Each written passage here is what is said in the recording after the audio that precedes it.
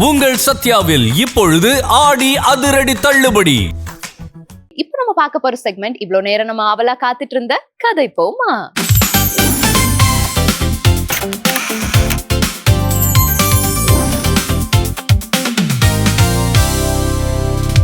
பிருந்தா, இன்னைக்கு கதை போமால கெஸ்ட் யாருன்னு சொல்லிடலாமா? சொல்லிடலாமே. துப்பட்டா துப்பட்டா உன் கன்னத்தில் அப்பட்டா, துப்பட்டா துப்பட்டா உன் கன்னத்தில் அப்பட்டா. இப்பெல்லாம் ஏன் கெஸ்ட் யாருன்னு கேட்டா கிரிஞ்சா பண்ற? கிரிஞ்சா? என்ன பேசிட்டு இருக்க ரம்யா? பட் நீ என்ன பேசினாலும் எனக்கு லைட்டா மனசு வலிக்குது. பட் இன்னைக்கு வந்திருக்க கூடிய கெஸ்ட் வந்து அப்படிப்பட்ட ஒரு கெஸ்ட்னு சொல்லலாம். அவர் ஒரு ஆக்டர், டைரக்டர், ஸ்கிரிப்ட் ரைட்டர் அப்படின்னு சொல்லி ஏகப்பட்ட விஷயங்கள் அவர் பத்தி சொல்லிக்கிட்டே போலாம். உன்கிட்ட கேட்டு தெரிஞ்சுக்கிறத விட நான் அவர்கிட்டே கேட்டு தெரிஞ்சுக்கிறேன். ஓஹோ, okay. Let's welcome director and actor Velmurugan to our show. Muthappa வந்துட்டானா? கேக்குதா வெடிச்சதா?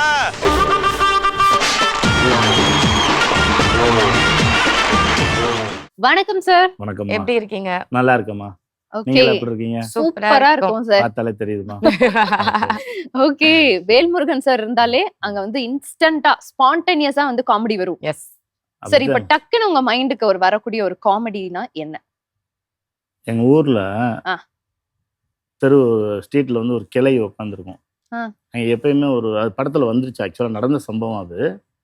ஒரு நாய் ஒண்ணு கிடக்கும். அந்த நாய் யாராவது போனாயனாக்கும் அவங்க பிடிக்கலக்கிட்டே அந்த நாயை சூன்னு பத்தி விட்டு போடா அப்படின்னு. அவன் சூன்னு அது கடிச்சிடும். அது மாதிரி ஒருத்தனை சொல்லி சூன்னு பத்தி விட்டு போனா அவன் சூன்னு ஒன்று டப்புன்னு கடிச்சிச்சு. உடனே இந்த கிளவி எப்ப உன்னையுமா கடிச்சிச்சு அப்படின்னு அவனுக்கு கொலவரி ஆவானா ஆக மாட்டானா. இது அடிவில் என்ன ஒரு படத்துல வச்சுதான் இருந்த காமெடியா. இது ஆக்சுவலா ஊர்ல நடந்த இன்சிடென்ட். ஆமா, அது நல்லா இருக்கும் அந்த காமெடி. அது என்னோட காமெடியில நிறைய. ஆனா ஆக்சுவலி அது நான் ஒர்க் பண்ணாத படம். அவர் வேற படத்துல வச்சுட்டாரு அந்த காமெடி. ஓகே. இந்த நிறைய பேர் இப்ப நிறைய காப்பிரைட்ஸ் இஷ்யூலாம் சொல்றாங்களே சார், அந்த மாதிரி ஏதாவது போட்டு கிளைம் பண்ணிடலாமா? அது இங்க காப்பிரைட்ஸே சரியா இல்லை. இந்தியன் லால நிறைய சிக்கல் இருக்கு காப்பிரைட்ஸ்ல. ப்ராப்பரா இன்னும் சரியா இல்லை. நிறைய ரைட்டர்ஸ்க்குலாம் கிடைக்க மாட்டேது காப்பிரைட்ஸ். நீங்க பாருங்க, ஒரு ரைட்டரு கதை எழுதுறாரு. இப்ப கதை எழுதுறவர் தான் வந்து ஒரு காமெடி சீக்வன்ஸ், இது காமெடி சீக்வன்ஸோ இல்ல பாடல் சீக்வன்ஸோ சொல்றாரு. சார் இந்த இடத்துல இப்படி ஒரு பாட்டு சார் அப்படிங்கிறாரு இல்லையா? பாட்டு பாடினவங்களுக்கு ரைட்ஸ் இருக்கு, மியூசிக் போட்டவங்களுக்கு ரைட்ஸ் இருக்கு. அந்த கதையை சீக்வன்ஸ் கிரியேட் பண்ண கிரியேட்டருக்கு ரைட்ஸ் கிடையாது. பட் இன்கேஸ் சார், லைக் இப்போ உங்களுடைய காமெடியை வந்து வேற ஒரு படத்துல அவர் யூஸ் பண்றாரு இல்லையா, அதுக்கு பேமெண்ட் ஏதாவது கொடுப்பாரா? இல்ல அது கேஷுவலா ஒரு நட்பு நடிப்பையில போறதெல்லாம் போய் கேட்டுக்கிட்டு. பட் நீங்க சொல்லிதான் வந்தது இந்த காமெடி. நான் அவர்கிட்ட சனியா இருக்கும்போது பேசுனது. அது ஒரு படத்துல சரி ஓகே ஒரு அண்ணன். பட் அது நல்லா இருந்துச்சு, ரீச் ஆயிருச்சு. அது போதும். அதுதான். ஓகே, நீங்க நிறைய ஆர்டிஸ்டோட ஒர்க் பண்ணிருக்கீங்க, ஆக்டர்ஸோட ஒர்க் பண்ணிருக்கீங்க. பட் இப்போ வெரி ரீசென்ட்லி நம்ம எல்லாரையும் விட்டு பிரிந்து சென்ற பாக்யராஜ் சார் அவர்களோட வந்து நீங்க நிறைய விஷயங்கள் ஒர்க் பண்ணிருந்தாலும் அண்ட் லேட்டஸ்டா நாங்க கேட்ட நியூஸ் என்னன்னா, லைக் அவர் உங்களை ரீச் பண்றதுக்கு ரொம்பவே ட்ரை பண்ணிட்டு இருந்ததா நாங்க வந்து கேள்விப்பட்டோம் சார். What happened actually? இல்ல ஆக்சுவலா என்னன்னா, சார் எங்களை விட்டு பிரியறதுக்கு அந்த முதல் நாள் இரவு ஒரு 8:30 8:45 வரைக்கும் நான் அன்னைக்கு ஒரு 4 மணிக்கெல்லாம் போயிட்டோம். 4 o'clockலாம் போயிட்டு மறுநாள் இந்த ரைட்டர் அசோசியேஷன் எலெக்ஷன் விஷயமா பேசுறதுக்காக போயிருந்தோம். ஃபுல் டே பேசிகிட்டு இருந்தோம். அந்த விஷயமா பேசிகிட்டு இருந்தோம். அதுக்கப்புறம் ஒரு 8:30 ஆச்சு. அடுத்த நாள் வந்து வேட்புமனு நாமினேஷன் தாக்கல் பண்ணுறதுக்காக தயாராகிக்கிட்டு இருந்தோம். அப்போ வந்து அவருடைய பேரன் இவான்னு சொல்லி அவன் வந்து மேலே இருந்து அழுதுகிட்டு இருக்கிறான். அழுதோன்னா மேலே இருந்து ஃபோன் பண்ணாங்க, இவான் அழுகுறான் வாங்க சமாதானப்படுத்து. ஏன்னா இவர் மேலே அவன் பயங்கர பாசம், உயிர் அந்த பையன். இப்போ இவர் சரி நீங்கள் காலையில் மீட் பண்ணலாம். நான் காலையில் ஏவிஎம்மில் செந்தில்குமார் நம்ம ஃப்ரெண்டு டைரக்டர் அவரோட ஆஃபீஸில் அசம்பிள் ஆகிட்டு அங்கேருந்து போகலான்ட்டு பிளான்.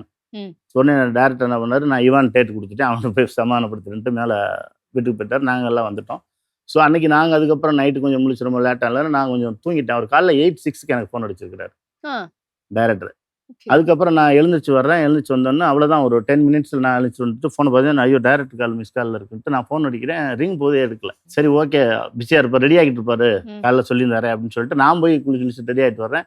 எனக்கு சுரேஷ் காமாட்சி ப்ரொடியூசர் இருக்கார் இல்லைங்களா, மாநாடு பட ப்ரொடியூசர், அவர் எனக்கு லைனில் வர்றாரு.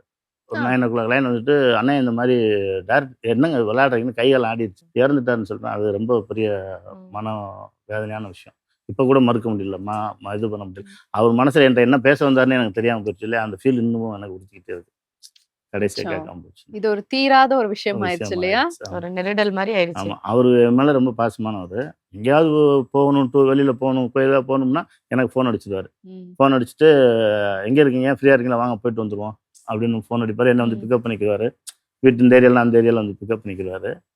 அவர்கிட்ட ஒரு ஒரு காமெடியான சம்பவம் ஒன்று இருந்தது. ஆ. என்னன்னா ஒரு டிஸ்கஷன், ஒரு படம் கதை டிஸ்கஷனில் இருக்கிறேன். ஒரு வாரம் போயிட்டு இருந்தது. எனக்கு ஒரு வேலை. அப்போ இவர்கிட்ட சொல்லிட்டு பொய் சொல்லிட்டு தான் எப்படியாவது எஸ்கேப் பண்ணணும் டைரக்டர்கிட்ட ஆ. அப்படின்னு சொல்லிட்டு நான் என்ன சொல்லிட்டேன், சார் திருப்பதி வரைக்கும் போகிறேன் சார், திருப்பதி நானும் என் ஒய்ஃபெல்லாம் போனேன் ரொம்ப நாள் நேர்த்திக்கிறேன் அப்படின்னு சொல்லிட்டு, சரி சரி போயிட்டு நாளைக்கு வந்துருங்கன்ட்டாரு. நான் இது வீட்டில் யார்ட்டையுமே சொல்லலை. நம்ம மட்டும்தான் இதெல்லாம் சொல்லிட்டு போகிறோன்ட்டு என் ஃபோன் வீட்டில் இருக்குது. நான் குளிக்க போயிட்டேன். ஓகே. குளிக்க போகிறேன்னு இவர் ஃபோன் அடிச்சிருக்காரு என் ஃபோனுக்கு. என் ஒய்ஃப் எடுத்துட்டாங்க. ஒய்ஃப் எடுத்தோன்னே, சார் என்னங்க சார் அப்படின்னா, நீங்கள் யாருமா? நான் ஒரு ஒய்ஃப் பேசுகிறேன். இல்லை அவர் ஒய்ஃபோட திருப்பதி போகிறேன்னாரு, அந்த ஒய்ஃப் வேறையாமான்ட்டார். ஐயோ. ஓகே. அப்புறம் நான் வெளியில் வந்து பார்க்குறேன். என் ஒய்ஃப் பார்த்தா, ஏங்க என்னங்க இது அப்படின்னு. இல்லைம்மா நான் அவர்கிட்ட போய் சொன்னேன் ஒரு நாள் டிஸ்கஷன் மறக்கூடாது எனக்கு போய் சொன்னேன். அவர் இப்படி ஃபோன் அடிச்சு மாட்டி விடுவார் எனக்கு தெரியாது. ஏன் அன்னைக்கு ஏதாவது முக்கியமான வேலை வேலை இருந்தது. ஓகே. சரி டிஸ்கஷன் அதை விட முக்கியமான வேலை இல்லையா? இதுல இருந்து எப்படி அவர்கிட்ட தப்பிக்கணும் அப்படின்ட்டு ஒரு போய் சொல்லி மாட்டிக்கிட்டேன். உங்களுக்கு வந்து பாக்யராஜ் சாரோட ஒரு மறக்க முடியாத அனுபவம், இப்ப வரைக்கும் நான் அதை யோசிச்சா வந்து கொஞ்சம் ஜாலியா இருப்பேன், ஹாப்பியா பீஸா அப்படின்னா எந்த அனுபவம்? ஆக்சுவலாக அப்போ மதுரைக்கு ஒரு ஃபங்க்ஷன் ஒன்று. அப்போ டைரக்டரு பூர்ணிமாக்கா நாங்கள் 3 பேரும் சென்னையிலேருந்து மதுரைக்கு போயிருக்கிறோம் ஒரு ஃபங்க்ஷனு. அப்போ வந்து என்னென்னா எனக்கு தனியாக ஹோட்டலில் ரூமு, அவங்களுக்கு ரூம்னு, அப்புறம் அவர் டேரக்டர்னு சொல்லிட்டு சூட் ரூமாக போட்டுரு, இன்டர் கனெக்ட் இருக்கிற மாதிரி போட்டுரு, அதில் வேல்முறை இருக்குன்னு சொல்லிட்டாரு. நான் இந்த பக்கம் படுத்திருந்தேன், அவங்க அங்கே இருந்தாங்க. அப்புறம் காலையில் பார்த்தா ஒரு 6:30க்கெலாம் அக்கா காஃபி எடுத்துகிட்டு வந்துட்டாங்க. சொல்லிட்டாரு முதல்ல அவனுக்கு கொடுத்துட்டு வந்துருன்ட்டு. எனக்கு உண்மையில என்ன அவ்வளோ பெரிய டேரக்டர், அவங்க அவ்வளோ பெரிய ஆர்டிஸ்ட்டு, நம்ம அசிஸ்டன்ட் தானே, நமக்கு அந்த அளவுக்கு ஒரு அந்த விருந்து உபச்சாரம் அதெல்லாம் அவரை தவிர்த்து யாருமே பண்ண முடியாது. அது மட்டும் இல்லை, அவர் ஒரு விஷயம் சாப்பிட போறாருன்னா பக்கத்தில் எத்தனை பேர் இருந்தாலும் அத்தனை பேருக்கு அது இருக்கணும் அப்படிங்கிற ஒரு பழக்கம் உள்ளவர் அவர். அதனால அந்த அவர்கிட்ட வந்து அந்த ஏற்றத்தாழ்வே இருக்காது. எல்லாரும் ஒரே மாதிரி, எல்லாரும் அப்படி பார்ப்பார் அவர். அப்படி ஒரு மனிதர் அவர். அவர் இல்ல டெஃபினெட்லி அவரோட பிளெஸிங்ஸ் நம்ம கூட எப்பவுமே கண்டிப்பா டிராவல் ஆகும் கண்டிப்பா இல்லையா சார்? கண்டிப்பா கண்டிப்பா அவரோட பிளஸிங் கண்டிப்பா இருந்துகிட்டே இருக்கு, எங்க கூடயே இருக்கு. இன்னும் அவர் எங்க விட்டு போலேங்கிறதா என்னோட எண்ணம் எல்லாம். ஓகே. எங்க கூட ஆசீர்வாதம் பண்ணிட்டே இருக்காரு. சோ டிஸ்கஷன்ல தான் கடைசில லேட்டஸ்டா அவரை மீட் பண்ணிருந்தீங்கல்ல, அது என்ன ஒரு படத்துக்கான டிஸ்கஷனா? இல்ல இந்த எலெக்ஷனுக்காக, இந்த ரைட்டர் அசோசியேஷன் இப்ப எலெக்ஷன் முடிஞ்சது இல்லையா, இப்ப சேரன் சார் தலைமையில நாங்களாம் ஜெயிச்சிருக்கிறோம். ஓகே. அந்த எலெக்ஷனுக்கு வந்து அவர் தான் வேட்பாளர்லாம் செலக்ட் கமிட்டி மெம்பர்ஸ் யாருன்னா அந்த லிஸ்ட் போட்டுக்கிட்டு இருந்தோம். அந்த வேலை நடந்துகிட்டு இருந்தது. நாங்க ஒண்ணு கேள்விப்பட்டோம், நீங்க பாரதி ராஜா சாருக்கு ஆப்போசிட்டாவே நீங்க 2 தடவை ஜெயிச்சிருக்கீங்களாமே? ஆக்சுவலா வந்து எனக்கு வந்து எப்பயுமே ஒரு கருத்து உண்டு. என்னன்னா இப்ப இயக்குனர் சங்கமாகட்டும், எழுத்தாளர் சங்கமாகட்டும், சினிமாக்குள்ள இருக்கிறவங்க யாரும் அரசியலுக்கு போகாதீங்கன்னு சொல்லுவேன். சப்போஸ் நீ அரசியல்வாதி ஆயிட்டேன்னா சினிமாக்குள்ள போஸ்டிங்க்கு வராது. ஓகே. ஏன்னா இந்த தொழில் பாதிக்கப்படும். இப்போ நீங்க ஒரு கட்சியை சார்ந்தவரா இருப்பீங்க, இப்போ ஆளுங்கட்சி வேற வந்துருதுன்னு வச்சுக்கோங்களேன், அப்போ அவங்களுடைய கோபம் உங்க மேல இருக்கும், அது சங்கத்து மேல ரியாக்ட் ஆகும். ஸோ இந்த மாதிரி சுச்சுவேஷன் வந்துடக்கூடாதுங்கிறதுக்காக நான் அப்போ அந்த பொதுக்குழு, நான் மேக்சிமம் வந்து நான் அசிஸ்டன்ட் டைரக்டர் பாதிக்கப்படுற எல்லாருக்காகவும் போராடுறேன். நான் என்னோட கேரக்டர் அது. அப்போ எங்களுக்கு வந்து ஒரு சொந்தமாக பில்டிங் வர்ற மாதிரி அப்போ இருந்த ஆளுங்கட்சி சொல்லிட்டாங்க. அப்புறம் இவங்க எகென்ஸ்டாக போய் வேலை பார்த்து அதில் ஒரு பிரச்சனை ஆயிடுச்சு. ஸோ அந்த சங்கத்துக்கு வரக்கூடிய சில நல்ல விஷயங்கள்லாம் கேட்டு போச்சு. அதை நான் பொதுக்குழுல கேள்வியாக கேட்டேன், நீங்கள் ஏன் தனிப்பட்ட முறையில் அரசியலுக்கெல்லாம் போகிறீங்க வாரீங்க, இது இங்கே சங்கத்துக்குள்ளே இருங்க அப்படின்னு கேட்டதுக்கு என்னை அடிப்படை உறுப்பிலேருந்து நீக்கிட்டாங்க அசோசியேஷன். அவர் நீக்கினா யார் என்ன செய்ய முடியும்? பாரதிராஜா நீக்கிறான்னா நான் எந்த குற்றமும் பண்ணல, தப்பும் பண்ணல, என்னையா நீக்கினார் டேரக்டர் அப்படின்னு நான் நியாயமாக தானே பேசினேன் அப்படின்னு எனக்குள்ள மனசுக்குள்ள பயங்கர வேதனை. அப்புறம் நான் வீட்டில் போய் என் ஒய்ஃப்கிட்ட சொல்லிட்டு அழுதுட்டேன் லெட்டரில். ஏன்னா அவரே நம்மளை விட்டு தூக்கிட்டாரு, நீ சினிமாவில் எவன் வாய்ப்பு கொடுப்பான், என்ன கொடுப்பான், டோட்டல் லைஃபே போச்சு நமக்கு அப்படிங்கிற ஃபீல். ஏன்னா கனவு எல்லாமே சினிமாக்குள்ளே வாழணும்னு வந்தோம், சினிமாவில் சாதிக்கணும்னு வந்தோம், இப்படி ஒரு இன்சிடென்ட் ஆயிடுச்சு அப்படின்ட்டு. ஆனா என்னோட தன்னம்பிக்கை விடலை. நான் சென்னைன்னு தான் டிக்கெட் எடுத்தேன். அதை நான் சினிமாவுக்கு வரணும்னு சென்னைன்னு தான் டிக்கெட் எடுத்து, யாரை நம்பி வரல. ஸோ என்னுடைய கான்ஃபிடென்ட் எனக்கு வந்து அதை விட்டு கொடுக்கல, எனக்கு தைரியம் விட்டு கொடுக்கல. இவங்களை விடவே கூடாது, போராடி ஆகணும்னு சொல்லிட்டு நான் அவனை கோர்ட்டுக்கு போயிட்டேன். கோர்ட்டுக்கு போயிட்டு ஆர்டர் வாங்கிட்டேன். அப்போ கோர்ட் எனக்கு இடைக்கால ஆர்டர் கொடுக்குது, இவரை நீக்கினது செல்லாது, இவருக்கு இடைக்கால தடை கொடுக்க, அது சரியான காரணம் கொடுங்க அப்படின்னு. இவருக்கு அது வரைக்கும் இவருக்கு அத்தனை உரிமை உண்டுன்னு ஆர்டர் கொடுத்துட்டாங்க கோர்ட்டில். அப்போ எலெக்ஷன் வருது. அப்போ எலெக்ஷன் நான் சுயேட்சையா டிக்ளேர் பண்றேன். டிக்ளேர் பண்ணும்போது பார்த்தா அந்த பக்கம் பாரதிராஜா தலைவர், அப்புறம் அமீர் சார் செயலாளர், ஜனநாதன் பொருளாளர், இப்படி எல்லாருமே எல்லா பெரிய டேரக்டர்ஸ் அன்னைக்கு இருக்க மாஸ்டர் எல்லா டேரக்டர்ஸ் ஒரு அணி அப்படியே நிற்கிறாங்க, நான் மட்டும் தனியாக நிற்கிறேன். சரி எலெக்ஷன் டிக்ளேர் ஆயிடுச்சு, ஓட்டெல்லாம் முடிஞ்சது. இப்போ என்ன ஆரம்பிக்கிறாங்க. என்ன ஆரம்பிக்கும் போது நான் லீடிங் வந்துட்டு இருக்கேன். மாஸ் தான் சார் நீங்க. லீடிங் போயிட்டு இருக்கும்போது டைரக்டர் அங்கே ஆஃபீஸ்ல இருந்து கேட்டிருக்காரு, என்ன நடக்குது இங்கே நல்ல வேல்முறை லீடிங் போயிட்டு இருக்கிறான், லீடிங் போயிட்டு இருக்கிறானா அப்படின்ட்டு கார் எடுத்துட்டு வந்துட்டாரு. எலெக்ஷன் நான் ஒரு அந்த ஸ்லாப் தாண்டிட்டேன், இனிமே வந்து லீடிங் மட்டும்தான் என்னன்னு எனக்கு. ஸோ முடிஞ்சிருச்சு, வெற்றி முடிஞ்சிருச்சு. அப்போ லீடிங் போயிட்டு இருக்குது, எவ்வளோ ஒரு லீடிங் போறேன்னு போயிட்டு இருக்கு. ஒரு கார் வந்து பண்ணிட்டாரு. எலெக்ஷன் எந்த எடுத்துட்டு வந்தோன்னா அசிஸ்டன்ட் கூப்பிட்டு அவனை கூப்பிட்டாயா இங்கே, அதாவது டைரக்டர் கூப்பிடுறாரு, அதெல்லாம் வர முடியாது பையன் அப்படின்ற. இப்போ ஏன் ஆதரவாளர் டைரக்டர் கூப்பிடுறாரு போடா அப்படின்றாங்க. நம்ம ஆதரவாளர்லாம் இருப்பாங்கல்ல, நமக்காக விசுவாசி எல்லாம், அவன் டைரக்டர் கூப்பிடுறாரு. ஏன்னா கோவம், ஏன்னா நம்ம வந்ததே சினிமா, இப்போ நம்மளை லைஃபே இல்லாத அளவுக்கு ஆக்குற மாதிரி அடிப்படை ஒரு தூக்கிட்டாலும் நம்ம என்ன பண்றது, இது பண்ண இன்னைக்கு ஜெயிச்சோன்னா ஒரு சின்ன நமக்கு ஒரு இது இருக்குங்களா அந்த இதுல. அப்புறம் சரி டக்குன்னு போயிட்டேன், சரி அதுக்கு மேலே இது பண்ண கூட நேராக போனேன். காரை திறந்தா உள்ள உட்காரியா அப்படின்னு சொன்னாரு. காரை திறந்து உள்ள உட்காந்தா வண்டி எடுத்தாரு, நேரம் அப்படி சுத்திட்டு இருக்கோம்.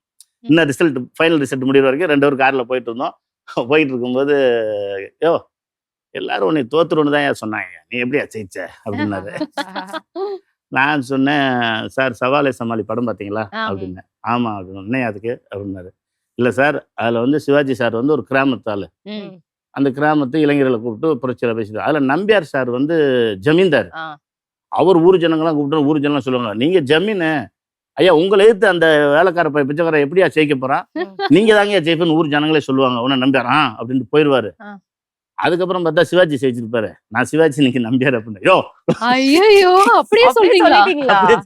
அவர் டக்குனு திருவிழார், யோ அவருக்கு திமிரியார் அப்ப அப்படி. ஆனா அவர் ரொம்ப பாசிட்டிவா எடுத்துக்கிறாரு, ரொம்ப சோவியலா இருப்பாரு. அப்புறம் அப்படி சொல்லி திருவிழோட அவர் சிரிச்சுட்டாரு, வாயா யோ நீ மண்புழு மாதிரியா, சினிமாவில் ஒன்று எவனும் ஒன்றும் செய்ய முடியாது, இங்கிட்டு பிச்சா இங்கிட்டு போயிடுவையா, இங்கிட்டு பிச்சா இங்கிட்டு. அவ்வளோ பெரிய வார்த்தை சொன்னார் எனக்காக. அது மட்டும் இல்லாமல் நம்ம கேமராமேன் அசோசியேஷன் ஃபங்க்ஷன் மலேசியாவில் பண்ணோம், ஸ்டார் நைட் ப்ரோக்ராம். அப்போ என்னுடைய பர்த்டே அன்னைக்கு ஒன்று என்ன பண்ணிட்டாரு, நானும் விக்ரமன் சார், பாரதிராஜா சார் எல்லாம் வாயா தோரணம்ல முருகன் கோயிலுக்கு போயிடலாம், அவனுக்கு பர்த்டேன்னு கூட்டி போயிட்டார். கூட்டி போயிட்டு கோயிலுக்கு படியில் மேலே ஏறணும்.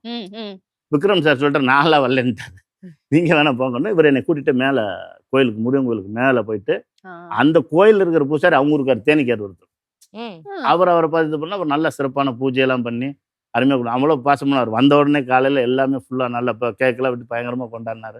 அவ்வளோ பாசமானவர். எனக்கு அவரோட இழப்பும் பெரிய இழப்பு. கோவமே பட மாட்டாங்க. இப்போ நான் அவங்கள பொறுத்தளவு நம்ம பேசுறது பிடிக்கும் அவங்களுக்கு. கோவம் பேசணும்னா நியாயமா பேசுங்க அப்படின்னு சிரிச்சுக்குவாங்க. அதாவது கோவமா பேச சொல்ல அப்படி ஒரு பாலிடிக்ஸ்க்கு வராங்க அப்படின்னா சினிமாவை விட்டுறணும். அப்ப இப்ப நம்ம சிஎம் விஜய் சார் எடுத்திருக்க முடிவு வந்து சரியான முடிவா இல்ல நடிக்கிறத விட்டதை வந்து தப்புங்கிறீங்களா? இல்ல அவர் எடுத்த முடிவு சரியான முடிவு. அவர் எல்லா புகழும் பார்த்துட்டாரு, நடிச்சு எல்லா புகழும் பார்த்துட்டாரு, பெரிய சம்பளம்லாம் வாங்கிட்டாரு. அவர் எடுத்து சொன்னதுதான், நான் எல்லாத்தையும் பார்த்துட்டு எல்லாத்தையும் இது பண்ணிட்டேன், எனக்காக மக்கள் இவ்வளவு ஒரு இடம் கொடுத்துருக்குறாங்க இல்லையா, அவங்களுக்கு நான் ஏதாவது செய்யணும்னு சொன்னார் இல்லையா, அதை மக்கள் ஏத்துக்கிட்டாங்க, அதை நம்புறாங்க, ஏத்துக்கிட்டாங்க. அதனால அவருக்கான இடம் கிடைச்சிருக்கு. நிச்சயமா நல்லது பண்ணுவாருன்னு நினைக்கிறேன். நல்லது பண்ணா எல்லாருக்கும் நல்லதுதான். நீங்க வந்து விஜய் சாரோட 2 படம் பண்ணிருக்கீங்க. சிவகாசியில செகண்ட் ஹாஃப் ஃபுல்லாவே டிராவல் பண்ணிருப்பீங்க. அவரோட ஒர்க் பண்ண அந்த எக்ஸ்பீரியன்ஸ் சொல்லுங்க. ஆக்சுவலா ஸ்பாட்ல வந்து சார் வந்து ரொம்ப காமா தான் இருப்பார். நிறையா எல்லாரோட உட்காந்து பேசி அரட்டை அடிச்சுட்டு அப்படிலாம் இருக்க மாட்டாரு. கேரவனில் இருப்பார், ஷார்ட்டுக்கு வருவார், அங்கே டைலாக் பார்ப்பாரு, அங்கனுக்குள்ளே இருக்கும்போது அப்போ பேசுவார், இது பண்ணுவார், இது பண்ணிட்டு ஒரு ஷார்ட் முடிஞ்சோன்னா கேரவன் போயிடுவார். நாங்கள் அங்கனுக்குள்ளே உட்காந்துருக்கிறோம், நானும் வையாபுரி இன்னும் 4-5 அந்த காம்பினேஷன் ஃப்ரெண்ட்ஸ் ஆர்டிஸ்ட் எல்லாம் அப்படியே உட்காந்துருப்போம். சேரை போட்டு சுற்றி அரட்டை அடிச்சுட்டு பேசிகிட்டு இருப்போம், என்ன மாதிரி கலந்து பேசிகிட்டு இருப்போம். அப்புறம் திருப்பி அது ஒரு 2-3 நாள் இப்படியே அவர் கேரவன்லேருந்து வர ஷார்ட் முடிக்க போக வர இப்படி இருந்துட்டு இருந்தார். அப்போ நான் திடீர்னு கூப்பிட்டேன், விஜய் சார் இங்கே வாங்க, நல்லா இருந்துச்சு உட்காந்து பேசிட்டு இருக்கிறோம், சும்மா எங்களோட கொஞ்சம் பேசிட்டு இருக்கலாம், ஜாயின் பண்ணி பேசிட்டு இருக்கலாம்ல நீங்களும் அப்படின்னா, நீங்களும் ஒரு டைரக்டர் சொன்னா நான் உங்களுக்கு டைரக்டர் வரணும், அப்படி பேசிட்டு இருக்கலாம். அப்போ சொன்னாரு, அது எனக்கு செட் ஆகுது அப்படின்னாரு. அது உங்களுக்கு சரி அப்படின்ட்டு பார்க்கலாம் அப்படின்னு போயிட்டாரு.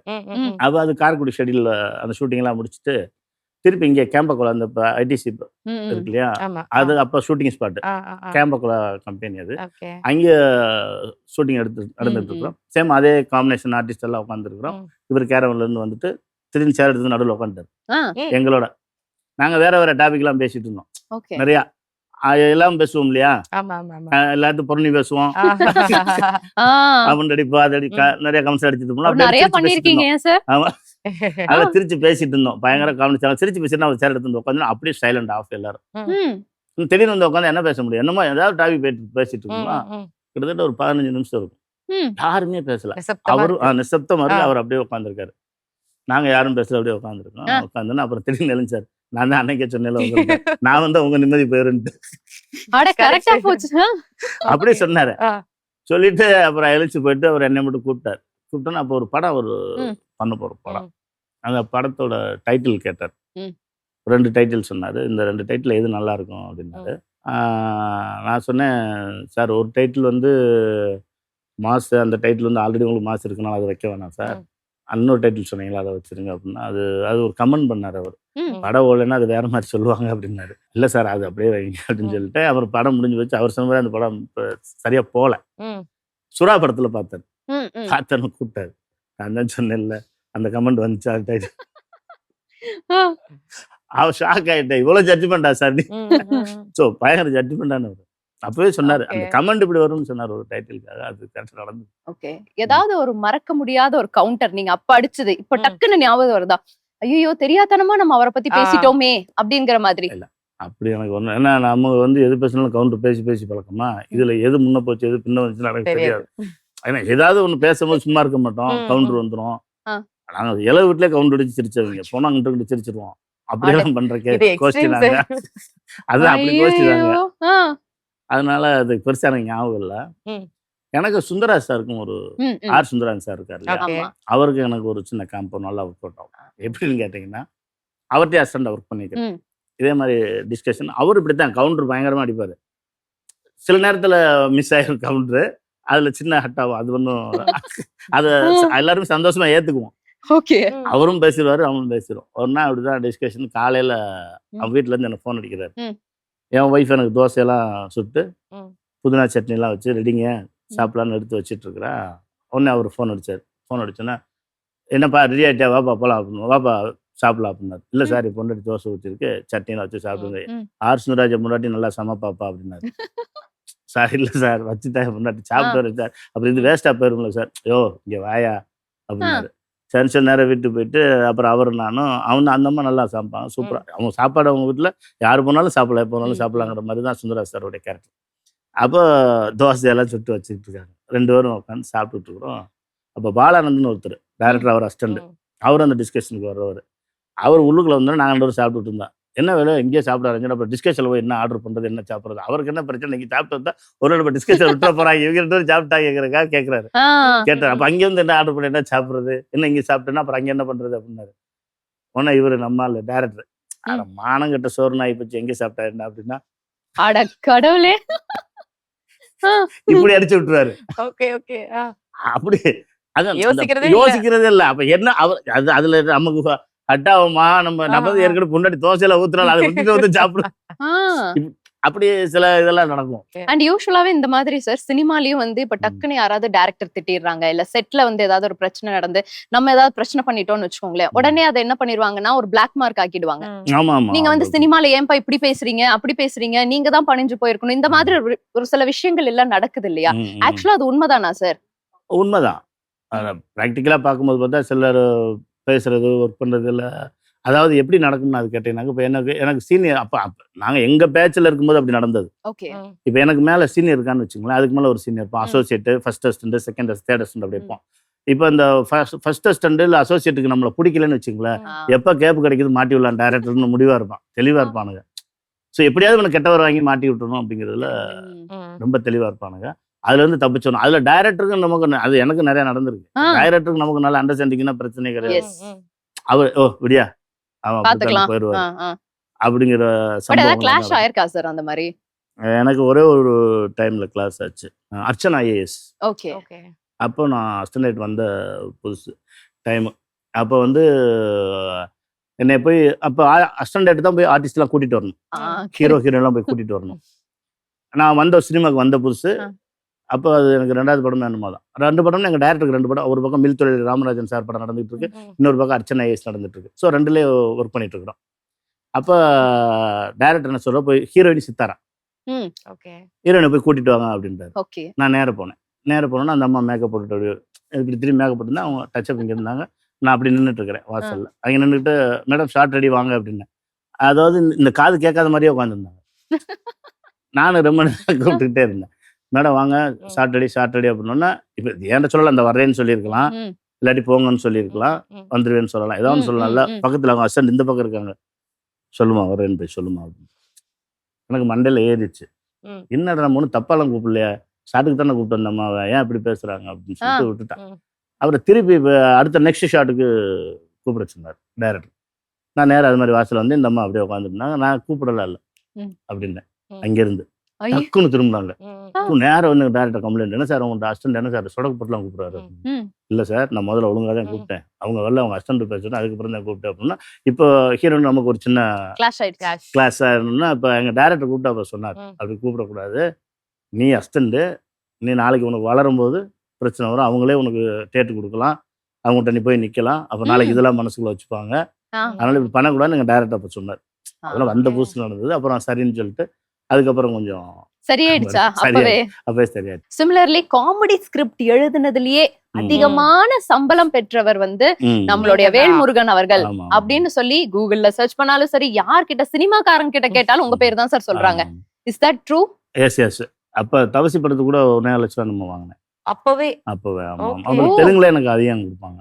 1.5 லட்சம் 1.25 லட்சம் வாங்கியிருக்கேன். தெலுங்குல இந்திரா, நரசிம்ம நாயுடு, கங்கோத்ரி, இந்த படங்கள்லாம் நான் நிறைய காமெடி ட்ராக்கு, ஸ்கிரீன் பிளேக்லாம் ஒர்க் பண்ணிருக்கேன். சின்ன கிருஷ்ணன் ஒரு ரைட்டர், அவர் படங்களுக்குலாம் என்னை கூப்பிடுவாருங்க. காமெடி எழுதி கொடுக்கணும், ஸ்கிரீன் பிளே டிஸ்கஷன்ல இருக்கணும். அப்புறம் நல்ல சம்பளம், அதிகமான சம்பளம் இல்லாட்டி வேணான்னு சொல்லிடுவேன்.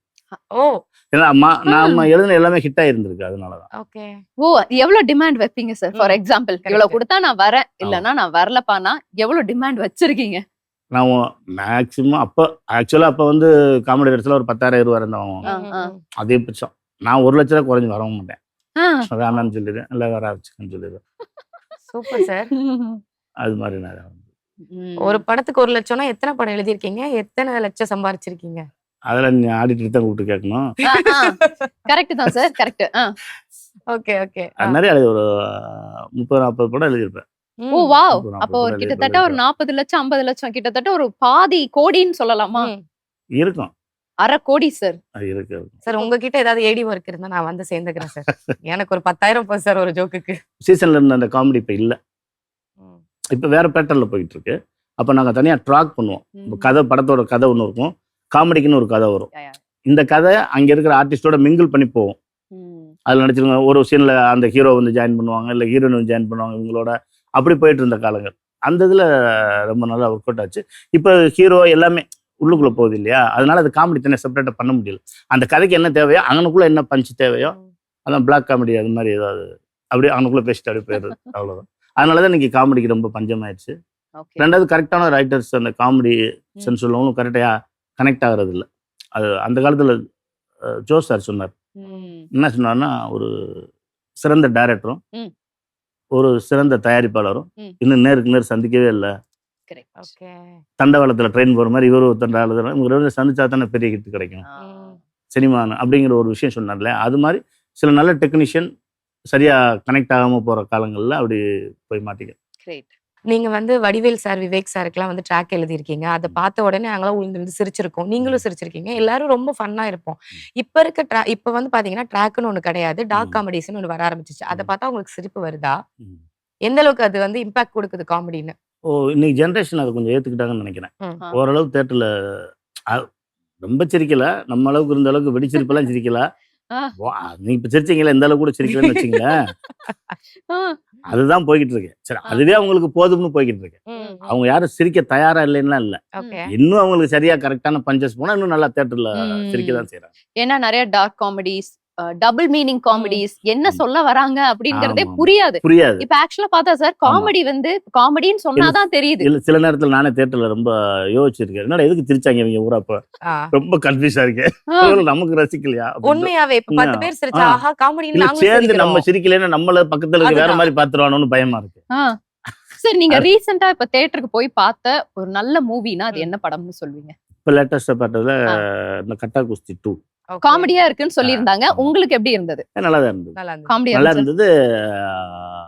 அந்த ஸ்கிரீன் பிளேமே ரொம்ப நல்லா பண்ணியிருந்தாரு அந்த டைரக்டர், சார் நல்லா பண்ண, எனக்கு ரொம்ப நல்லா பிடிச்சிருக்கு.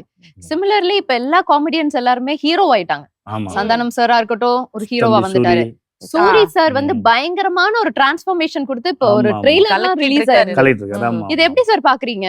நல்ல ஆரோக்கியமான விஷயம் தான். ஆமா. காமெடியாவே இருக்கு. காதலுக்கு தூது மட்டும் சொல்லணுமா? கரெக்ட். அவன் காதலிக்க கூடாதா? கரெக்ட். ஆ, நல்ல விஷயம் தான். சூப்பரா கன்வே பண்ணீங்க சார். இப்ப செம்மையா இருந்தது. ஆ. இதுதான் இந்த வொர்க் அவுட் தான் இப்ப எங்களுக்கு அது வர மாட்டேங்குது. வந்துடும் ட்ரை பண்ண ட்ரை பண்ண. okay. இப்ப தமிழ் சினிமால சொல்ற அளவுக்கு இவர் ஒரு நல்ல காமெடியன், பெஸ்ட் காமெடியன் இப்ப வரைக்கும் செம்மையா ஒரு ஒர்க்க பண்ணிட்டு இருக்காருன்னா யாரை மென்ஷன் பண்ணுவீங்க? இப்போ யோகி பாபு பண்ணிட்டு இருக்காரு. இப்போ அவர் தான் அதாவது யோகி பாபு எல்லா படத்துக்கும் டேட் கொடுக்குறாரு. ஒருத்தர் தான் இருக்கிறார். பட் அவர் நல்லா ரசிக்கிறாங்க. சில டயலாக்ஸஸ் எல்லாம் அது அவர்கிட்ட ஒரு ப்ளஸ் என்ன நான் பார்க்குறேன்னா, அவர் ஸ்பாட்ல பேசுறதை விட டப்பிங்ல நிறைய பேசி விட்டுறாரு. ஓகே, அது புரியுது. ஒர்க் அவுட் ஆகுது. ஓகே. அது முதல்ல நாங்க வடிவலனுக்காக தான் நாங்க செய்வோம். டப்பிங் ஆக்சுவலா வின்னர் படத்துல பார்த்தீங்கன்னா இது வாலிப வயசு அப்படின்னு வரல. அது ஸ்பாட்ல எடுக்கல, டப்பிங்ல போட்ட வயசு அது. ஓ, அப்படியா? ஆ. ஓகே. அது மாதிரி சில இதெல்லாம் டப்பிங்ல போடும்போது பயங்கரமா ஒர்க் அவுட் ஆயிடும். ம். என் படத்துல நேசம் என்ன கையை பிடிச்சி இழுத்தியா காமெடி வரும் இல்லையா? ம். என்னடா ஏற்கனவே அவங்களுக்கு நமக்கு வாக்கியாத்தாரு புதுசா ஆமா. பொண்ணு வரையான்னு அந்த கையை பிடிச்சி இழுத்தியா காமெடி ஆமா. இருக்கு இல்லையா? அந்த காமெடி ஆக்சுவலா நான் எடுக்கும்போது வடிவேலனுக்கும் பிடிக்கல, அவர் சங்கிலமுரிய மாமா எங்க மாமா அவர் பிடிச்சது அவருக்கும் பிடிக்கல. இதுல என்ன காமெடி வரப்போது எடுக்கிற அப்படின்ட்டாங்க. காமெடி வரும் நான் எடுத்துக்கிறேன் விட்டுருங்க அப்படின்னு. ஓகே. அப்படின்ட்டு அவங்க விருப்பம் இல்லாமல் நடிக்கிறாங்க. அப்போ மாற்றி க்ளோஸில் மட்டும் நான் எடுத்துக்கிட்டேன். எடுத்துட்டு இப்போ நீங்கள் அது பார்த்தீங்கன்னா தெரியும், டயலாக் ஓவர்லப் பண்ணியிருப்பேன். இவர் பேசுகிற வடிவேல் வாய்ஸ் வரும், வடிவேல் பேசுகிற இவர் வாய்ஸ் வரும். இப்படிலாம் ஓவர்லப் பண்ணி மேட்ச் பண்ணியிருப்பேன். செம்ம ஐடியா சார். அப்படி வந்த காமெடி தான் இப்படி ஒரு அவுட். அப்படி ஒரு அவுட் கிடைச்சது. அதை நான் நினைச்ச மாதிரி எடுத்தா இன்னும் எவ்வளோ பெருசாக இருக்குன்னு பார்த்துங்க. இல்ல? அது இங்கிலீஷ் வரைக்கும் போட்டாங்க. இங்கிலீஷில் ட்ரான்ஸ்லேட் பண்ணி இங்கிலீஷில் பேசுவாங்க. அப்படிலாம் அது இன்டர்நேஷனல் லெவலில் பெரிய காமெடியாக போச்சுன்னு வைங்களேன். அது நான் நினைச்ச அளவுக்கு இன்னும் எடுக்கலன்னா பார்த்துக்கங்க. ஓகே. நான் எடுத்தது அதுல இருக்கிறது எனக்கு தெரிஞ்சு ஒரு 70% தான் இருக்கு. 100% நான் நினைச்ச மாதிரி எடுத்திருந்தா அது இன்னும் வேற லெவல் வேற ஆயிருமா? லெவல்ல இருந்திருக்கும். நீங்க வந்து ட்ராக் அதிகமா எழுதி கொடுக்குறீங்கல்ல, அதுல வந்து விவேக் சார் அதிக கரெக்ஷன் சொல்லுவாங்களா இல்ல வடிவேல் சார் சொல்லுவாங்களா? எனக்கு தெரிஞ்சு 2 பேருமே எங்க மேல நல்ல ஒரு அண்டர்ஸ்டாண்டிங்கானவங்க. Okay. பெருசா அந்த கரெக்ஷன் சொல்ல மாட்டாங்க. ஓகே. ஒர்க் அவுட் ஆயிடும். ஒர்க் அவுட் ஆயிடும். Okay. விவேக் சாரை பத்தி சொல்லணும்னா ஒரு ஆக்சுவலி நான் வடிவேலனுக்கு தான் நிறைய எழுதிக்கிட்டு இருப்பேன். அப்போ விவேக் சார் கூப்பிட்டு என்னை கேட்டார், எனக்கு படம் எழுத மாட்டேறியா அப்படின்னு. இது பண்ணிட்டு இல்லை அவர் அண்ணன் கூட அப்படி செட் ஆயிடுச்சு, அப்படி அந்த ஃப்ளோலே போயிடுச்சேன் அப்படின்னா அவருக்கு அவர் நண்பன் செல்முறையும் அவருக்கு எழுதுவோம். அப்படி அப்போ சிங்கப்பூர்ல ஒரு படம் ஷூட்டிங், தம்பிக்கு அந்த ஒரு பத்ரி டைரக்டர். அப்போ சிங்கப்பூர்ல ஷூட்டிங்ல இருக்கும்போது அங்கே ஒரு சீக்வன்ஸ், அதாவது அவர் சிங்கப்பூர்ல சிட்டிசன் இந்தியாவுக்கு வரணும்னு நினைப்பாரு. ஓகே. இந்தியாவுக்கு வந்து நம்ம நல்லா செட்டில் ஆகணும், இந்தியா நல்லா இருக்கு அப்படிங்கிற மாதிரி. இப்போ சிங்கப்பூர் சிட்டிசன் இந்தியாவுக்கு வரணும், நான் இங்கே ஒரு கேரக்டர் நடிச்சிட்டு இருப்பேன். அந்த ஊர்ல நான் நடிக்கும்போது இப்போ நீங்க சொல்லணும் அவருக்கு, நான் ஒரு அவர் டைலாக் வந்து கேட்குறாரு, இப்போ நீ என்ன சொன்னா நான் வர்றதுக்கு மறுப்பேன், இங்கே இருக்கணும்னு நினைப்பேன் இல்லை வரணும்னு நினைப்பேன், அது என்ன பேசலாம் அப்படின்னு கேட்கும்போது அப்போ நான் ஒரு டைலாக் ஸ்பாட்டில் சொன்னேன், சார் அங்கே போகாதீங்க, ஏகப்பட்ட குழப்பத்தில் இருக்கானுங்க. ஏன்னா ஒட்டுமொத்த குடும்பத்தை காமிச்சவன ரேஷன் கார்டுக்கு ஓட்டு இல்லைங்கிறான், வெறும் 8 போட்டு காமிச்ச டிரைவிங் லைசன்ஸ் ஓட்டு இருக்குங்கிறான். அது தெரியுமா உங்களுக்கு? ஐடியில் வந்து ரேஷன் கார்டை காமிச்சா ஓட்டு போட வர மாட்டான். அது ஒட்டுமொத்த குடும்பமே அதுல இருக்கு. வெறும் 8 போட்டு காமிச்ச டிரைவிங் லைசன்ஸ் ஓட்டு இருக்குங்கிறான். ஸோ அங்கேயே ரொம்ப கன்ஃபியூஷன்ல இருக்காங்க, நீங்க போகாதீங்கன்னு கட்டி பிடிச்சிட்டாப்ல. ஸ்பாட்டன் போயிட்டு உடனே அன்னைக்கு ஈவினிங்கே போயிட்டு ஃபாஸ்ட் ட்ராக் வாட்ச் அப்போ 20,000 ஒன்று வாங்கி அந்த ப்ரெசென்ட் பண்ணார். அப்படி ஒரு அந்த கிரியேஷனுக்கு ஒரு ரெஸ்பெக்ட் கொடுக்குற ஒரு மிகச்சிறந்த ஆளுங்க இல்ல சார். நாங்க ஒரு விஷயம் என்ன கேள்விப்பட்டோம் அப்படின்னா, கவுண்டமணி சாரும் நீங்களும் சேர்ந்து ஒரு பையனை கடத்திட்டு போயிட்டீங்களாமே கார்ல. அந்த பையனை கூட்டிட்டு போயிட்டீங்களா? இல்ல அப்படி இல்ல. ஆக்சுவலா ஒரு படம் அப்போ கவுண்டமணி கூட எழுதிக்கிட்டு கூட இருப்போம் எல்லாமே. அப்போ ஒரு புது படம் பூஜை ஏவிஎம் ஸ்டுடியோல நடந்துட்டு இருக்கு. அப்போ அவர் கூட போய் நானும் அவரும் பேசிட்டு இருந்தோம். ஏற்கனவே எழுதிக்கிட்டு இருக்க படத்தை பற்றி அப்படி டிஸ்கஸ் பண்ணிட்டு அப்புறம் அந்த படத்தை பற்றி பேசிக்கிட்டு இருக்கிறோம். அப்போ ஒரு பிடிச்சி வந்தார், அவன் பக்கத்துல இருந்து பேசிட்டு இருந்தார், வாப்பா அப்படின்னு பேசிட்டு இருந்தாரு. அப்புறம் இன்னொருத்தர் வந்தார், வாப்பா அப்படின்னு சொல்லி தோல்ல கைப்பட்டு, அவர்கிட்ட அண்ணன் என்ன ஒரு பழக்கம் இருக்குன்னு ஒரு 4-2 மணி டக்குன்னு தோல்ல கைப்பட்டு பேசுவார். அவர் இன்னொருத்தர் வந்து அவர் மேலே தோல்ல கைப்பட்டு பேசிட்டு இருந்தாரு. அப்படியே பேசியிருந்தோம். சரி வாப்பா ஆஃபீஸ் போகலாம் அப்படின்னா பக்கத்தில் கார் வந்து 2 ஒன்றா நாங்கள் ஏறினோம். அந்த ஆள் ஏறினாரு, நானும் அந்த ஆள் பின்னாடி உட்காந்துருக்கோம், அண்ணன் முன்னாடி உட்காந்துருக்காரு, டிரைவர் முன்னாடி வண்டி போயிட்டு இருக்கு. வண்டி போயிட்டு இருக்கும்போது ஏப்பா அந்த படத்தில் அந்த சீன் நல்லா தானே இருந்துச்சு அப்படின்னு சினிமா எங்கள் இதை பற்றியே பேசிட்டு இருக்கிறோம். பேசிட்டு கோடம்பாக்கம் பிரிட்ஜ் மேலே ஏறுது கார். ஏறும்போது பக்கத்தில் இருந்தாலும் சொல்றாரு, சார் நீங்க அந்த படத்தை நடிச்சீங்களே சார், அதை விட இந்த படத்தில் நல்லாது சார் அப்படின்னு சம்பந்தம் இல்லாத ஒரு டைலாக் பேசுறாரு. கவுண்டர் டக்குன்னு திரும்பினாரு, யோ யார்ப்பா நீ அப்படின்னாரு. கோவம் வந்துருச்சு. அது மாதிரி ஒரு இதை பேசணும்னா யார்ப்பா, யார்ப்பா இல்லைண்ணே நீங்க கூப்பிட்டு வந்தீங்க நான் நினைச்சேன் அப்படின்னு. நான் கூப்பிட்டு வந்தேனா? இல்லப்பா உன் கூட வந்திருக்கால நான் நினைச்சேன். சரி. அப்படின்னாரு. ஓகே. யோ சரி வண்டி நிறுத்தியா அப்படின்ட்டாரு ஆ, டிரைவர். கோடம்பாக்கம் பிரிட்ஜில் வண்டி நிறுத்தி ம். யோ இறங்கியா போல. கடைசியில யாரு சார் அந்த பையன்? யாருன்னு எங்களுக்கு ஒரு தெரியாது தெரியாது. அப்பாவே எப்படி எனக்கு கூட்டிட்டு ஆபீஸ் போற வரைக்கும் நானா சிரிச்சுக்கிட்டு வரேன். ஆ. என்னடா இப்படி அவரு ஏப்பா நீ ஒரு வார்த்தை சொல்ல வேணாமா அப்படிங்கிறாரு. எனக்கு என்ன தெரியும், நீங்க தோல்ல கைப்பட்டு பேசிட்டு இருக்கீங்க. ம். அப்ப நீங்க ஏதாவது தப்பா நினைச்சிட்டு போறீங்க, நான் நினைச்சிட்டு பேசாம உட்காந்துட்டேன் அப்படின்னு நான் இப்படி 2 பேரும் பேசிட்டு போறேன். கர்மாந்திரம் முடிச்சவன் எப்படி அது ஆ. இருக்கிறான் அதே புள்ள பயங்கரக்கா அப்படி. ஓகே. இப்போ உங்களுக்கு ஒரு செமையான ஒரு செக்மெண்ட் Yes. வச்சிருக்கோம் சார். சரி பாட்டு பாடவா. ம். இதுல நீங்க என்ன பண்ண போறீங்கன்னா எங்களுக்காக பாட்டு பாட போறீங்க. பாட்டு பாடவா ஆமா. சார் ஆக்சுவலா என்னன்னா பாட்டு பாடவாங்கிறத நாங்க பாடுவோம். Yes. அப்படியா? ஆமா. நாங்க சும்மா உங்ககிட்ட போட்டு வாங்கி பார்த்தோம் என்ன சொல்றீங்கங்கிறதுக்காக. ஓ சரி நீங்க பாடுங்க வேணா நான் கனெக்ட் ஆகுறேன். கனெக்ட் ஆகும். இது சூப்பர் சார். நாங்க பாட்டு பாடுவோம். ஆ. அதுல இருந்து ஒரு சில கேள்விகள் கேட்போம். சரி நீங்க அதை ஆன்சர் பண்ற மாதிரி இருக்கும். Okay ready sir? Ready okay. இந்த பாட்டு வந்து ம்.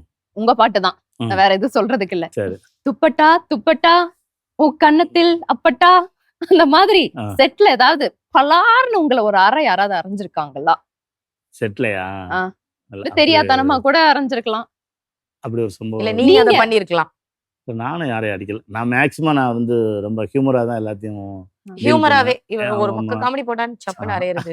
ஏய் சார் ரொம்ப நாளா மனசுல இருந்தது வெளியே சொல்லிட்டா சார். செஞ்சே காமிச்சிட்டு போல விட்டா. இல்ல விட்டா செஞ்சே காமிச்சிருப்பேன்னு சொல்றேன் வேற ஒண்ணும் இல்ல. இல்ல இப்படி நீங்க வாங்கி. இப்ப ஒரு பாட்டு பண்ணீங்க நல்லா ஆமா. இன்னும் கொஞ்சம் பாடுங்க. நீங்க பாடுங்க. அது உங்க ஸ்டைல்ல பாடுங்க. அதான் நல்லா இருக்கும். எஸ் சார் பாடிங்க Yes. சார். நீங்க Come வேற on. துப்பட்டா துப்பட்டா உன் கன்னத்தில அப்பட்டா அப்பட்டா ஆ. ஹாரிஸ் யாராச்சும் மியூசிக்ல super sir. Super sir. Sir ஆ. ஏதாவது ப்ரொபோஸ் பண்ணி ம். ஒரு அழகான பொண்ணை பார்த்து ஆ. ப்ரொபோஸ் பண்ணி ஆ. என்கிட்டயே வந்து ப்ரொபோஸ் பண்ண அப்படி ஏதாவது அறை வாங்கியிருக்கீங்களா? இல்லம்மா ட்ரை பண்ணிட்டு இருக்கேன். ட்ரை பண்ணி. சார் ஸ்டில் ட்ரைங்கா? ஆமா ஆமா. ஆனா அழகான பொண்ணு கிடைக்கல. அழகான பொண்ணுங்க பார்த்தா கன்வே ஆயிடும் சார். பொதுவாக என் மனசு தங்கம் ஒரு ஒரு போட்டியின்னு வந்து விட்டா சிங்கம். சோ அவ்வளவு. இந்த ஆ. மாதிரி நீங்க ஆமா. ஒர்க் பண்ண ஆர்டிஸ்ட்லே ஒரு ம். ஆர்டிஸ்ட் வந்து பொதுவாகவே ஒரு மனசு தங்கம். ம். ஆனா வந்து ஆக்டிங்ல இறங்கிட்டா சும்மா சிங்கம் மாதிரி இருப்பாரு அப்படின்னா யாரை சொல்லுவீங்க? விஜயகாந்த் அண்ணன், ஓகே. அப்புறம் வந்து கார்த்திக் சாரு, ம். பிரபண்ணன், ம். சத்யராஜ் சாரு. சத்யராஜ் எல்லாம் வேற லெவல்ல பண்ணுவாரு. காமெடியாவும் Okay. இருக்கும் ஜாலியாவும் இருக்கும். அந்த செட்டப்பே எல்லாமே ரொம்ப ஜாலியானவங்க. ம். ரொம்ப ஹாப்பியா ஸ்பாட்டே ரொம்ப நல்லா இருக்காது சொல்றேன்ல. புறாமே அப்படி வந்து உட்காந்துரும் சேர் போட்டு. ஓகே. ஹீரோ இருப்பாங்க, ஹீரோயின் இருப்பாங்க, பீக்ல காமெடி இருப்பாங்க, எல்லாரும் அப்படி உட்காந்து கலந்து பேசி அடிச்சு சிரிச்சிட்டு இருக்கிற காலங்கள். அந்த காலம்லாம் நீ வர்றதுக்கு வாய்ப்பே கிடையாது. அதான். அது மிஸ் பண்ணிட்டோம் எல்லாருமே. ஆஹா. அதுக்கு அந்த கேரவன் ஒரு காரணம். நீங்க இந்த பாட்டை ஹீரோக்கு சொல்லிட்டீங்க. இப்ப ஆமா. உங்க பர்சனல் லைஃப்ல கனெக்ட் பண்ணி சொல்லுங்க. நான் அமைதியா இருப்பேன்ப்பா தங்கம் மாதிரி, ஏதாவதுன்னா நான் சிங்கம் மாதிரி என் லைஃபே அதுதான்.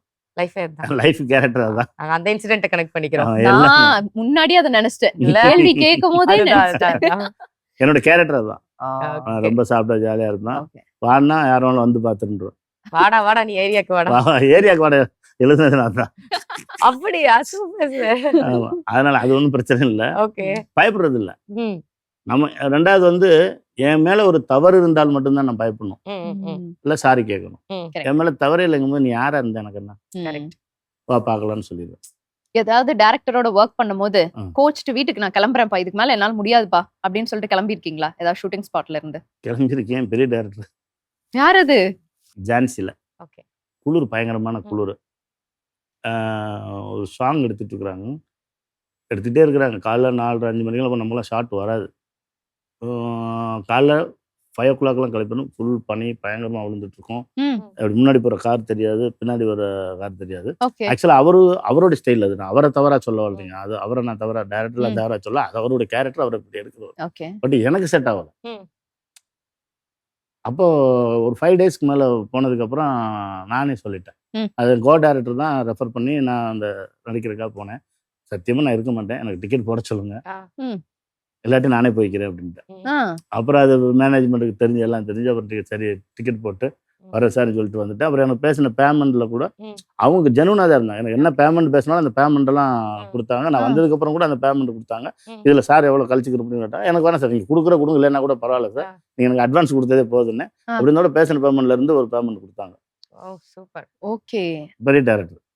அதே மாதிரி ஏதாவது பேமெண்ட் வராம நின்னு போயிருக்கா சார்? சூழ்நிலைகள் சில சூழ்நிலைகள் தான். இதில் ப்ரொடியூசர்லாம் தப்பாக சொல்ல முடியாது. ஆ. ஏன்னா ப்ரொடியூசர் எல்லாருமே சொந்தமாக படம் எடுத்து அவங்க எந்த சூழ்நிலையில் படம் எடுக்கிறாங்கிற வீடை வித்துட்டு வரலாம், தோட்டத்தை வித்துட்டு வரலாம். ஸோ எப்படியாவது இந்த படத்தை எடுத்து ஜனங்கள்கிட்ட காமிக்கணும், நம்மளும் பேர் வாங்கினது பண்ணி வர்றாங்க. ஸோ அவங்களுக்கு சின்ன சின்ன குறைகள் இருக்கும் பண ரீதியாக இருக்கும்போது. ம். அதை போய் நம்ம பெருசாக டிமாண்ட் பண்ணிக்கிறல, அது குறையாம நான் சொல்ல மாட்டேன் யார்ட்டையும். அடுத்த பாடல் சார். ம்.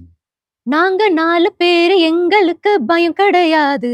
சரி, இதுல நாங்க 4 பேருன்னு சொல்லியிருந்தேன். ஆ. ஒரு 4 பேர் சினிமாக்காரர்களோட நீங்க ஒரு ட்ரிப் போகணும். ம். அது நடிகர்களா இருக்கலாம், இல்ல உங்க கூட ஒர்க் பண்ணவங்களா இருக்கலாம். Technician யார் இருக்கலாம். அந்த 4 பேர்? ம். உங்களை கூட்டிட்டு ஒரு நல்ல சூப்பரான ட்ரிப் போகணும். அவங்க கூட போனோம் அப்படின்னா பயங்கர கலகலன்னு இருக்கும் அப்படின்னா ம். யாரு? சத்யராஜ் சார், ம், ம், கவுண்டமணி அண்ணன், ம். வடிவேல் அண்ணன், ம். அப்புறம் வந்து ஆக்சுவலா மணிவண்ணன் சார் இல்ல, ம். இருந்தா நல்லா இருந்திருக்கும். ஓகே. எந்த நேரமும் நிறைய விஷயங்கள் பேசிட்டு செஞ்சு கூட, இல்லாட்டி சீமானே இருந்தாலும் நல்லா இருக்கும். சீமானே கூட போனா நல்லா இருக்கும், Okay. ஜாலியா இருக்கும். வேற லெவல் போங்க. Next song.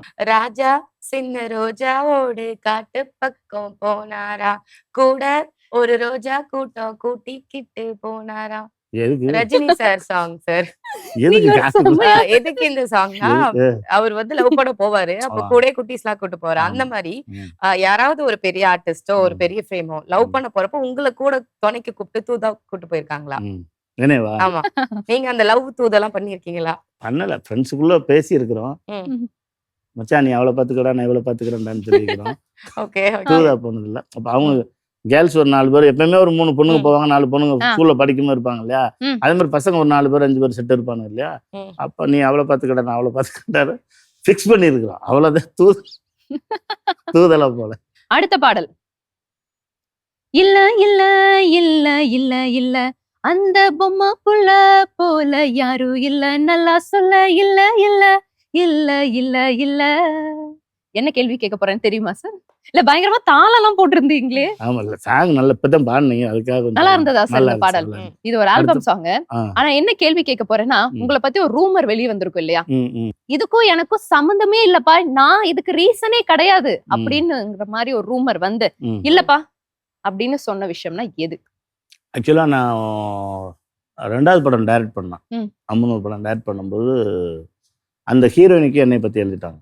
ஆ. அப்ப நான் கல்யாணம் ஆன புதுசு. வேல் கொண்ட முருகன் அப்பெல்லாம் அப்படி இந்த மாதிரி எழுதுவாங்க. வேல் முருகன் ஸ்ட்ரைட்டா சொல்ல மாட்டாங்க இல்லையா. ம். அப்போ வந்து வேல் கொண்ட முருகன் அந்த மாதிரி போடுவாங்க, இல்லாட்டி மயில் இந்த மாதிரி போட்டு அந்த பொண்ணோட பேரையும் போட்டு எழுதிட்டாங்க. இந்த டேட்டில் வந்து இந்த ஹோட்டலில் டிஸ்கஷன் பண்ணியிருக்காங்க ஆ. அப்படின்னு போட்டாங்க. ஆக்சுவலா அந்த டேட்டில் நானே என் ஒய்ஃபும் கோயிலுக்கு போயிருந்தேன், ம். அவங்க பிறந்த நாள்னு சொல்லி. நல்ல வேளை தப்பிச்சேன், ஆ. இல்லைன்னா அன்னைக்கே பிரச்சனை ஆரம்பிச்சு என்ன கல்யாணம் ஆன புதுசு இல்லையா, ஆமா. சினிமாக்காரங்க வேற, உண்மைக்கே இருந்திருக்குமோன்னு நினைச்சிருந்தா லைஃபே போயிடும். ஓகே. அடடடடட. அப்போ அதுக்கப்புறம் இப்ப நான் யாரு கூட இருந்தான்னு சொன்னா கூட என் ஒய்ஃப் நம்ப மாட்டேன், ஏன்னா அந்த ஃபர்ஸ்ட் இன்சிடென்ட் அப்படி ஆயிடுச்சு இல்லையா. ம். அதனால அன்னையில இருந்து என் ஒய்ஃப் என் மேல பயங்கரமா நம்பிக்கை வச்சிருக்காங்க. அடடடா, அசைக்க முடியாத அசைக்க ஒரு முடியாத நம்பிக்கை. வச்சிருக்காங்க. ஓகே, சோ பாட்டு பாடவா செக்மெண்ட் வந்து சூப்பரா வேற லெவல்ல விளையாடி இருக்கீங்க. நீங்க வந்து எவ்வளவோ காமெடிஸ் எழுதிருக்கீங்க இல்லையா, ம். உங்களுக்கு ஒரு கடுப்பேத்துற மாதிரி ஒரு கேள்வி நான் கேட்க போறேன். எஸ். ஓகே, கேட்டுருங்க. திருத்தணிக்கும் பழனிக்கும் ஒரு ஒற்றுமை இருக்கு, என்ன? ரெண்டுமே முருகன் தான். இல்லையே இல்லையே, ஆ. கொஞ்சம் யோசிச்சு பாருங்க, ஆப்வியஸா அந்த ஆன்சர் உங்களுக்கு தெரியும். பழனியில பஞ்சாமிர்தம். இல்ல, சொல்லட்டுமா? ஆ. ரெண்டுமே பரத் நடிச்ச படம். ஆக என்ன இவ்வளவு மொக்கையா இருக்கு கடைசி நேரத்துல. ஆ, மொக்கையா இருந்தா கரெக்டா சொல்லிருப்பீங்க இல்லையா? ஆ. ரெண்டு. Okay, நான் ஒண்ணு கேக்குறேன் சார். ரெண்டுலயுமே நானும் நடிச்சிருக்கேன். ஆமா, நடிச்சிருக்கீங்க. இது கூட பாத்தியா? வச்சுக்கோ சார். இனிமே இந்த ஜோக்க நாங்க யூஸ் பண்ணிக்கிறோம். ஆ. எல்லா லெட்டரும் வர ஒரே வேர்ட் இது. ஒரே ஆபீஸ். I எல்லா know this. லெட்டரும் வர ஒரே ஆபீஸ். I know this. எல்லா லெட்டர் வர ஒரே ஆபீஸ். Post office. கரெக்டா சொல்லிட்டாரு. ஏய், நீ ஆபீஸ்னு சொன்னா இது Office ஈஸியா சொல்லிருவாங்க இல்லையா? எல்லா லெட்டரும் வர ஒரு வேர்ட் இது போஸ்ட் ஆபீஸ். கரெக்ட். சார், கேள்வியவே கொஞ்சம் மாத்தி கேட்டனால எனக்கு correct. அவரை பார்த்தோம் கொஞ்சம் இவர்கிட்ட கடி கேட்டு அசிங்கப்படுமா அப்படின்னு டைட்டா செஞ்சிடறாரு. ஓகே பரவாயில்ல பரவாயில்ல. சார், இப்ப இருக்க ஆர்டிஸ்டோட எல்லாம் என்னால ஒர்க் பண்ண முடியலையே அப்படின்னு சொல்லி ஏதாவது கவலை இருக்கா மனசுல? அப்படிலாம் ஒண்ணும் கிடையாது. என்ன சார் சிம்பிளா? அவங்கதாம்மா கவலைப்படணும் அப்படின்றீங்களா? அப்படி ஒன்றும் ஆ. கிடையாது. ஆக்சுவலா நான் ஒரு 2 பேர் கூட நடிக்கல, ம், ம். மற்ற எல்லாரும் கூட நடிச்சிட்டேன். அஜித் சார் கூடயும் சூப்பர் ஸ்டார் ரஜினிகாந்த் சார் கூடயும் நடிக்கல நான். ஆக்சுவலாக ரஜினிகாந்த் சாரோட ஃபேன் நான், அவரோட நான் இது வரைக்கும் நடிக்கல. ஆ, இது 2 தான் எனக்கு, இன்னும் 2 பேர் கூட நடிக்கலைங்கிற ஒரு மன வருத்தம். ஆமா. Okay. 2 பேரும் பிடிச்சவங்க, ஆ. மற்ற எல்லாரும் கூட நடிச்சிட்டேன். வாவ். இனி உங்களுக்கு ஏதாவது சீக்கிரம் வாய்ப்புகள் நடக்கும். இருக்கா? இருக்கு, வாய்ப்பு இருக்கும், கண்டிப்பா இருக்கும். அது எப்படி இல்லாம போகும். ஆ, நாங்க கேட்ட எல்லா கேள்விகளுக்கும் ஜாலியா பதில் சொல்லியிருந்தீங்க. உங்களுக்கும் ஜாலியா இருந்திருக்கும்னு நினைக்கிறோம். ஆமா. ஆமா நைஸ் நைஸ் நைஸ். ரெண்டு பேருமே ரொம்ப நல்லா கம்ஃபர்டபுளா இருந்தீங்க. Thank you sir. Thank you sir. நீங்க பண்ணக்கூடிய எல்லா ப்ராஜெக்ட்ஸும் வந்து சூப்பர் டூப்பர் ஹிட் ஆகணும்னு சொல்லி ஜெயா டிவி சார்பாக வாழ்த்துக்களை தெரிவிச்சுக்கிறோம். Thank you for joining with us today. Thank you Thank for you. That.